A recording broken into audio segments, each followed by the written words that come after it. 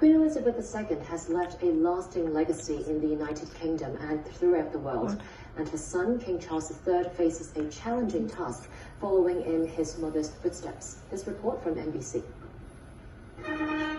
She may have been the most famous woman in the world, and tonight the world's attention turns to this nearly 170-year-old castle in Scotland. The torch from Queen Elizabeth. La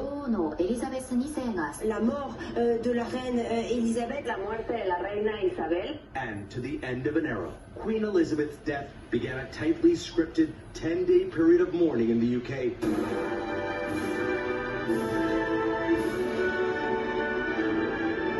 The BBC today playing the national anthem, God Save the Queen, after the news broke, and soon to include the many celebrations of her life and legacy that will follow. She'd be wonderful, and she's given her life to us. I guess no one thought the day would come, really. We were at an airport in London when the public announcement was made. After, I guess, just about 4 hours of speculation, now official confirmation is coming. The signs were there, weren't they? It still comes as a shock, doesn't it? Especially when we saw her on the television, kissing hands. Just, when was that, 2 days ago? Condolences are pouring in from around the world.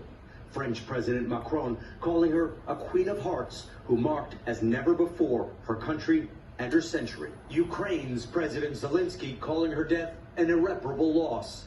And as one chapter ends, another begins. King Charles III now ascending to the throne. He'll travel from Scotland to London tomorrow.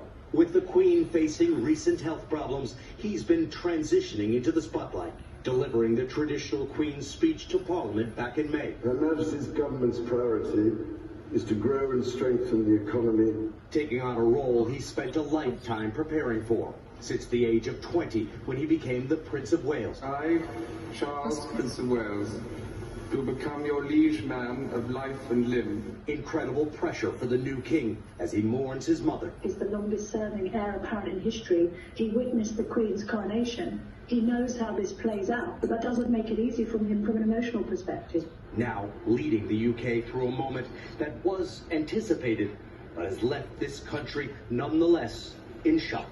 You would struggle, frankly, to find another figure in public life on a par with Her Majesty. In many respects, she doesn't have an equal. She's a one of a kind.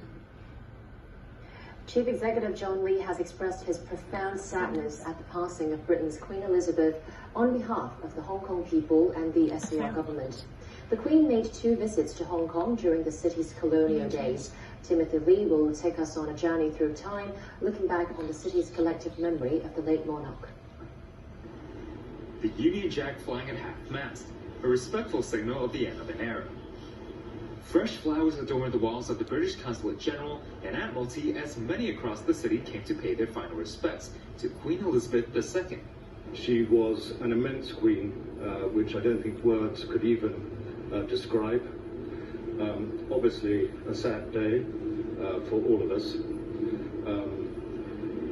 But you know, there is her legacy, and you know, we look forward obviously also to the new reign of King Charles III.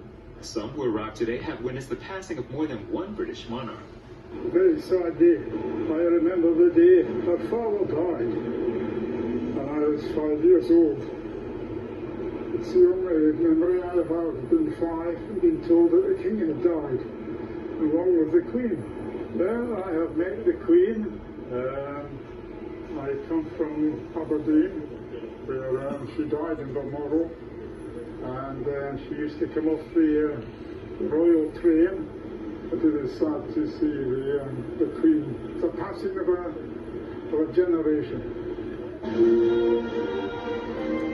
Since the colonial days, Queen Elizabeth II and her iconic image have been part of the city's collective memory.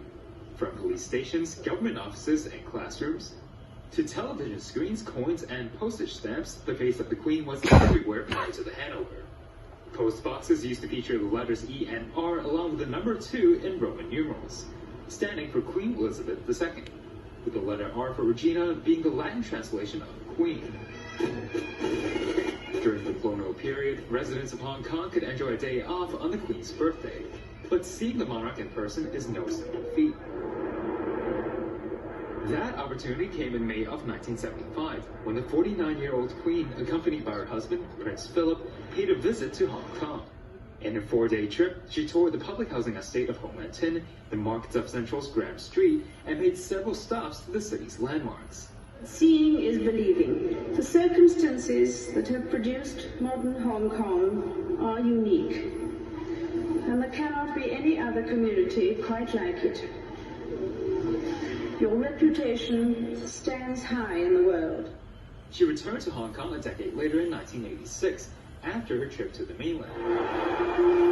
Attending concerts and once again visiting public housing estates, the monarch left an approachable and caring impression to locals.